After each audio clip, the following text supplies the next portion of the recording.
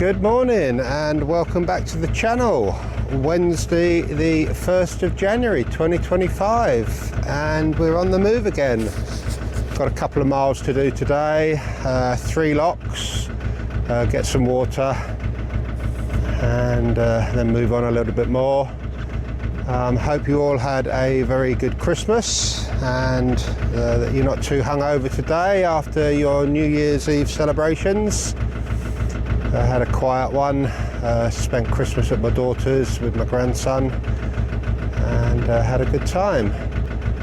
So today I thought we would have a look at the advantages, if there are any, of living on a narrowboat. Some people say there are lots of advantages, some people say there aren't, but what are the advantages of living on a narrowboat as a senior?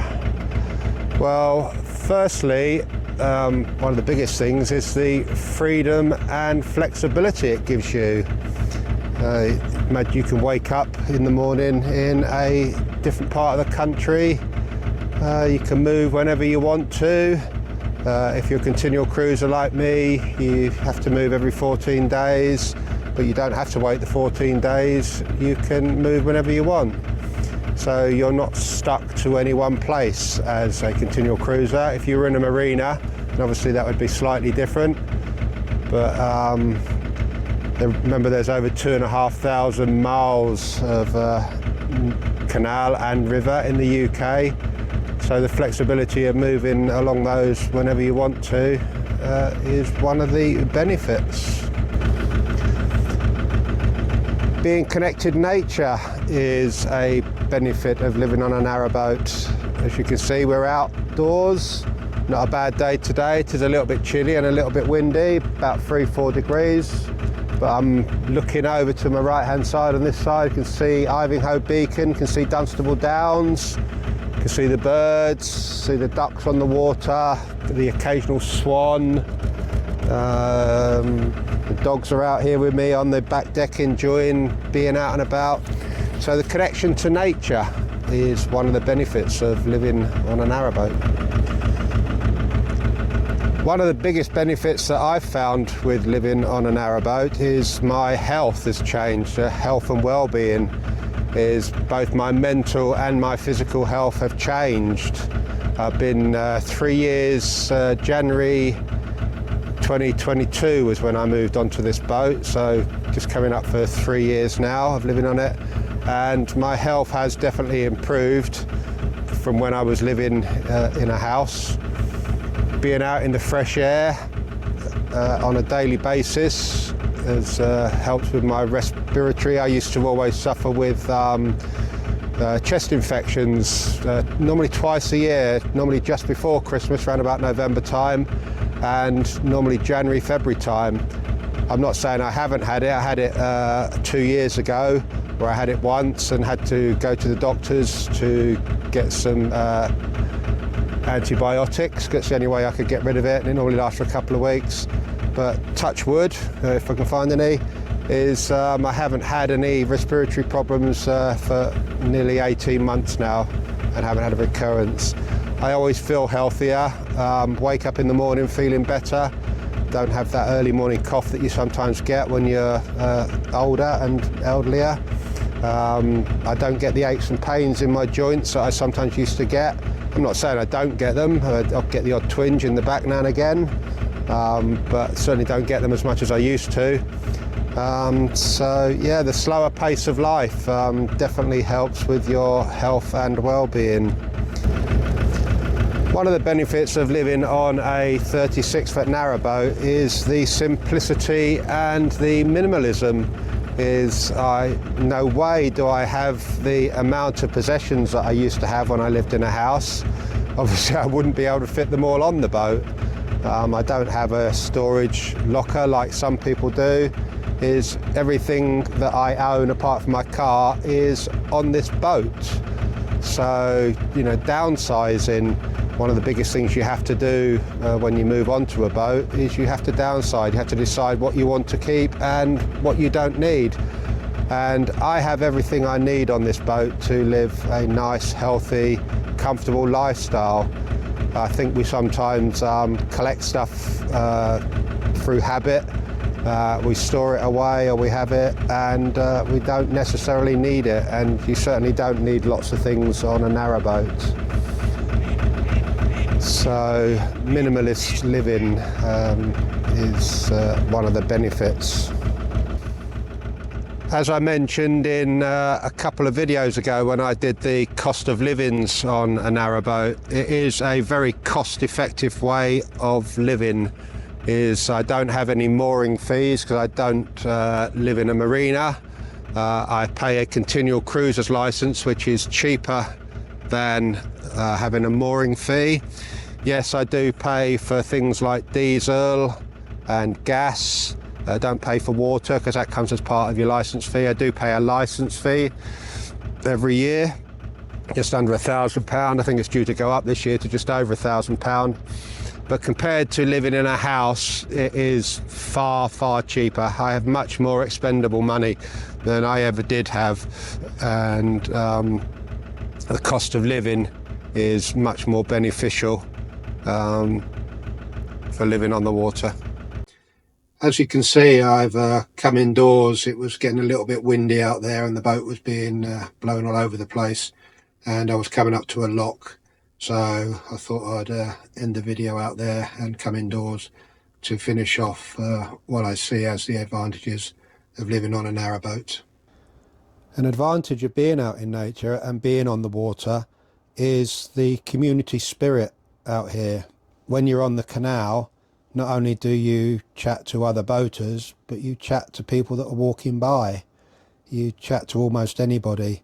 It just becomes second nature. It's amazing how easy it is to talk to those people and tell them about your life on the water. They're always interested in where you're going, where you've been, what it's like living on a boat.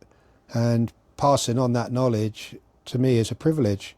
I know, and I appreciate that not everybody can live this sort of lifestyle, and I am lucky. And when people stop and talk to you and you tell them about your life, I find it exhilarating. I find it really good.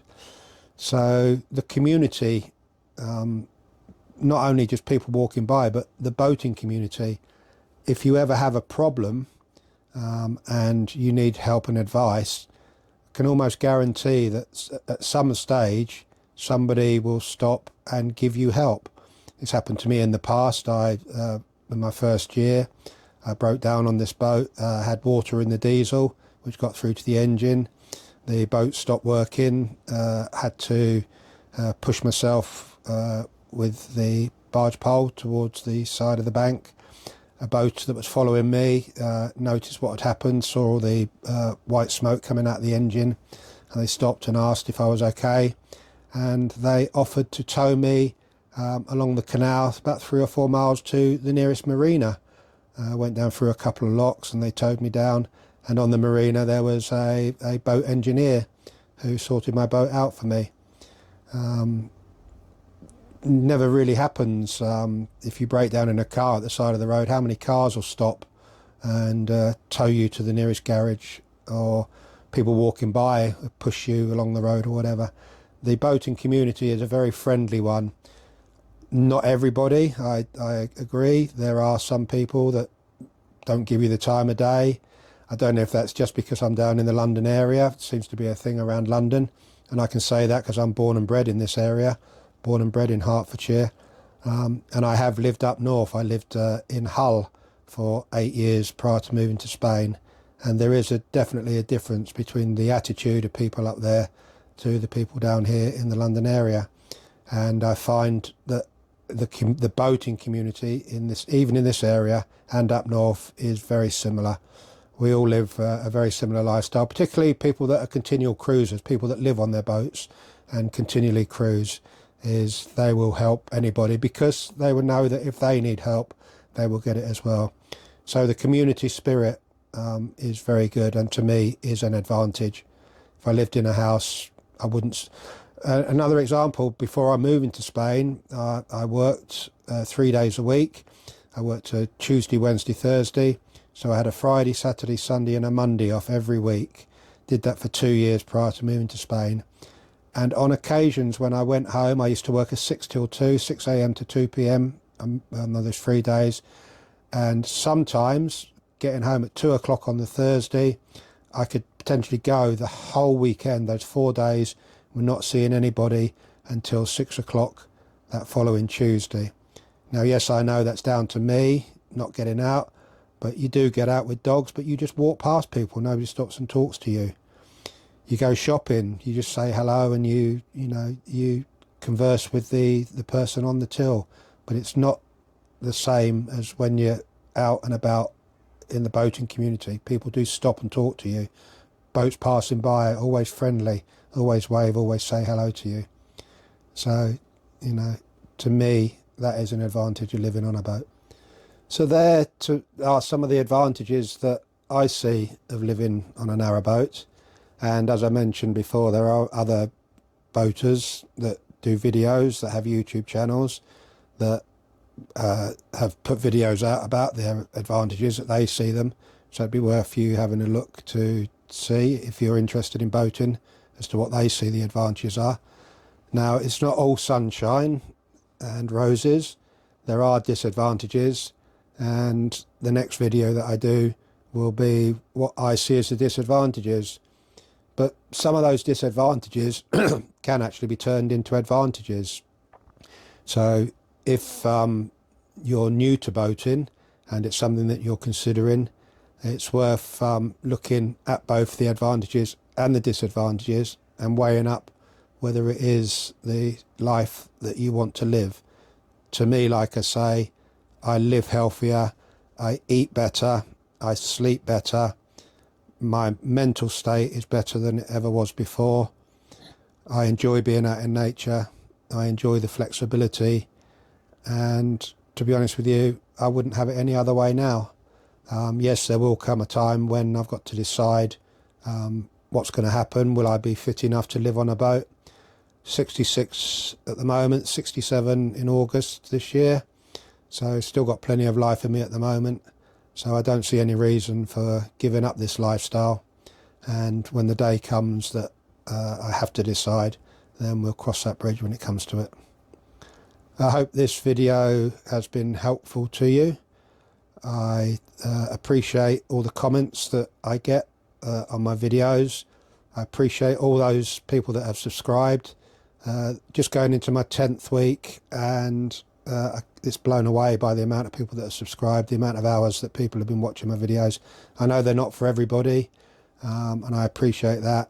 And I know there are some negative comments, and I will address those at some stage. I think every YouTuber gets negative comments at some stage, so I will address those. But like I say, the next video in a week's time will be the disadvantages that I see of living on a narrowboat. So I hope you have a good week. Take care, and I'll see you again soon.